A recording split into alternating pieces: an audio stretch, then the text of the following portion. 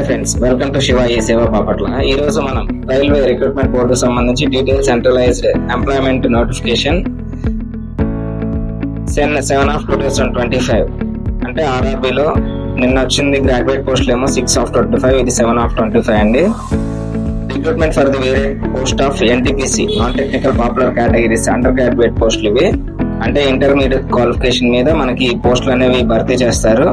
దీనికి సంబంధించి ఏమేమి పోస్టులు ఉన్నాయో చూసుకున్నట్లయితే కమర్షియల్ కమ్ టికెట్ క్లర్క్, అలానే accounts clerk cum typist, junior clerk cum typist, trains clerk.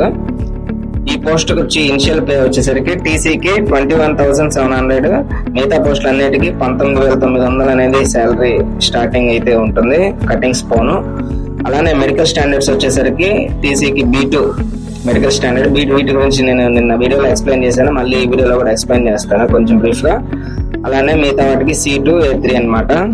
Age వచ్చేసరికి ప్రతి పోస్ట్ కి 18 to 30 years ఏజ్ రిలాక్సేషన్ ఉంటుంది. ఓసీ వాళ్ళకి, బీసీ వాళ్ళకి, ఓబీసీ వాళ్ళకి, SC ST వాళ్ళకి, PWD క్యాండిడేట్స్ కి. పోస్టులు టోటల్ పోస్టులు చూసుకున్నట్లయితే 3,058 పోస్టులు అయితే ఉన్నాయి.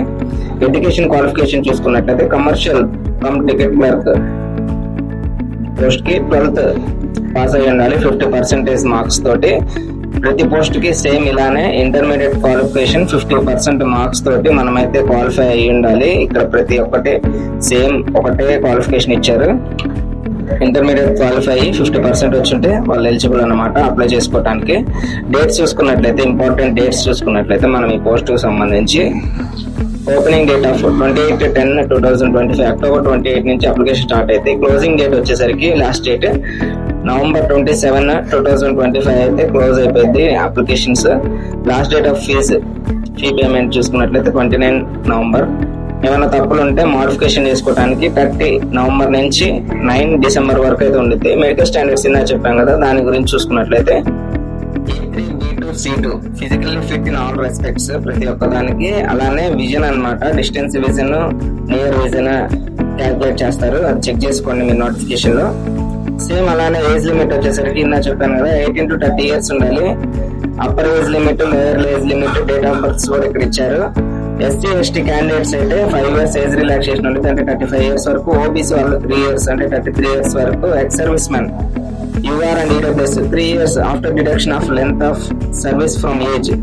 వాళ్ళు సర్వీస్ నుంచి ఎప్పుడైతే వచ్చారో అప్పటి నుంచి 3 years వరకు అయితే ఏజ్ ఉండిద్ది రిలాక్సేషన్. సేమ్ అలానే ఓబీసీ వాళ్ళకి 6 years, SC ST వాళ్ళకి 8 years, ఎక్స్ సర్వీస్ మెన్ వరకు. ఫిజికల్ హ్యాండిక్యాప్డ్ PWD క్యాండిడేట్స్ కి అయితే UR అండ్ EWS కి 10 years ఏజ్ రిలాక్సేషన్ ఉండిద్ది, అంటే 30 నుంచి 40 years వరకు ఉండిద్ది.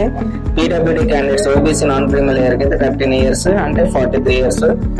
SC ST వాళ్ళకైతే 15 years, 45 years వరకు అయితే మీరు అప్లై చేసుకోవచ్చు. ఎగ్జామినేషన్ ఫీజు చూసుకున్నట్లయితే అన్ని క్యాండిడేట్స్ అంటే సెకండ్ కాలం లో ఇచ్చిన వాళ్ళు తప్పితే మిగతా ఆల్ అదర్ క్యాండిడేట్స్ కి 500 ఫీజు ఉంటుంది, అంటే ఓసీ, బీసీ, మెయిల్స్ అన్నమాట. అలానే 400 మనకైతే బ్యాంక్ లో రిఫండ్ అయింది. ఎవరైతే first stage computer based test కి అప్లై అవుతారో వాళ్ళకి 400 అనేది మనకి బ్యాంక్ రిఫండ్ చేస్తారు, బ్యాంక్ చార్జెస్ తీసుకొని. సేమ్ అలానే for candidate who belongs to SC ST, ex service men, PWD, female, transgenders, minorities and economically backward classes వీళ్ళకి 250 ఫీజు ఉండిద్ది. మీరు ఇక్కడ క్లియర్ గా గమనించినట్టయితే candidates EBC should not be confused with OBC or EWS. EWS OBC తో confuse అవ్వకండి, అది వేరు. EBC అంటే వేరు, ఎకనామికల్ బ్యాక్వర్డ్ క్లాసెస్. వాళ్ళకి 250 ఫీజు ఉండిద్ది. ఆ 250 కూడా first stage of computer based exam కి అప్లియర్ అయితే అది మనకి రిఫండ్ అవుతుంది అనమాట. అప్లియర్ అయిన వాళ్ళు మనం ఎగ్జామ్ క్వాలిఫై అవ్వకపోతేనే మనకు రిఫండ్ వస్తుంది. రిక్రూట్మెంట్ ప్రాసెస్ వచ్చేసరికి the recruitment process shall involve first stage computer based test, second stage computer based test, computer based typing skill test as applicable అంటే ఓన్లీ టైపింగ్ పోస్ట్ వరకు.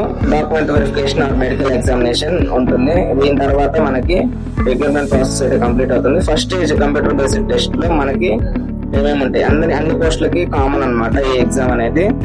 ఎగ్జామ్ డ్యూరేషన్ వచ్చేసరికి 90 minutes, గంటన్నర ఉంటుంది. General awareness 40 questions, maths లో 30 questions, reasoning లో 30 questions, total 100 questions ఉంటాయి. Same అలానే second stage computer based exam అయితే 120 క్వశ్చన్స్ ఉంటాయి. సేమ్ 90 minutes, గంటన్నరలో. General awareness 50 questions, mathematics 35 questions, general intelligence and reasoning 35 questions ఉంటాయి. Total 120 questions. సిలబస్ వచ్చేసరికి మనకి ఇక్కడ నోటిఫికేషన్ లో క్లియర్ గా ఇచ్చారు. మ్యాథమెటిక్స్ ఏమేమి వస్తాయి, జనరల్ రీజనింగ్ ఏమేమి వస్తాయి, జనరల్ అవేర్నెస్ లో ఏమేమి వస్తాయి, ఇక్కడ మనకి టాపిక్ వైజ్ క్లియర్ గా ఇచ్చారు. దీన్ని బట్టి మీరు ప్రిపేర్ అవ్వచ్చు. సేమ్ అలానే మనకి ఎగ్జామ్ వీటికి ఏమేమి ఉంది అనేది కూడా ఇక్కడ క్లియర్ గా ఇచ్చారు. Summary of the various stages of recruitment process detailed as above for the notified post table below. ఈ కమర్షియల్ కమ్ టికెట్ క్లర్క్ కి, టైమ్స్ క్లర్క్ కి only first stage, second stage exams మాత్రమే ఉంటాయి. టైపింగ్ షిఫ్ట్ ఉండదు. అలానే accounts clerk cum typist, junior clerk cum typist కి computer based skill test extra ఉంటుంది. ఇది మీరు గమనించుకోండి. Thank you friends. ఇంకా మన ఛానల్ ఎవరైనా సబ్స్క్రైబ్ చేసుకోకపోతే ఇప్పుడే మన ఛానల్ సబ్స్క్రైబ్ చేసుకోండి.